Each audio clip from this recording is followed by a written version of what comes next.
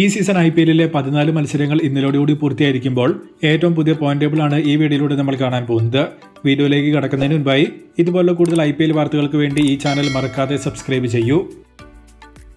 3 മത്സരങ്ങളിൽ നിന്ന് 2 പരാജയവും 1 വിജയവും 2 പോയിന്റുമായി 6 ടീമുകളാണ് 10 മുതൽ 5 സ്ഥാനം വരെ നിൽക്കുന്നത്.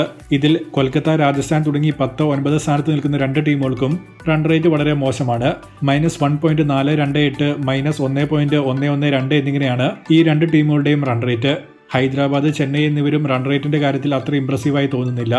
എങ്കിലും ഒരു നല്ല വിജയം ഇവരുടെ റൺ റേറ്റ് ടോട്ടലി മാറ്റും. LSGക്ക് -0.150 റൺ റേറ്റ്. ഇതിപ്പോൾ അത്ര വലിയ പ്രശ്നമായി തോന്നുന്നില്ല. കഴിഞ്ഞ മത്സരത്തിൽ കൊൽക്കത്തയ്ക്കെതിരെയുള്ള വൻ വിജയമാണ് മുംബൈയുടെ റൺ റേറ്റ് പോസിറ്റീവാക്കി മാറ്റിയത്. -1 ഉണ്ടായിരുന്ന റൺ റേറ്റാണ് ആ വിജയത്തോടെ +0.3 എത്തിയത്. 4-3 സ്ഥാനങ്ങളിൽ 3 മത്സരത്തിൽ 2 വിജയവും 1 പരാജയവും 4 പോയിന്റുമായി ഗുജറാത്ത്, RCB എന്നിവരാണ് നിൽക്കുന്നത്. GTക്ക് +0.8 എന്ന മികച്ച റൺ റേറ്റ് ഉള്ളപ്പോൾ RCB +1.149 എന്ന ഇംപ്രസീവ് റൺ റേറ്റിലാണ് നിൽക്കുന്നത്.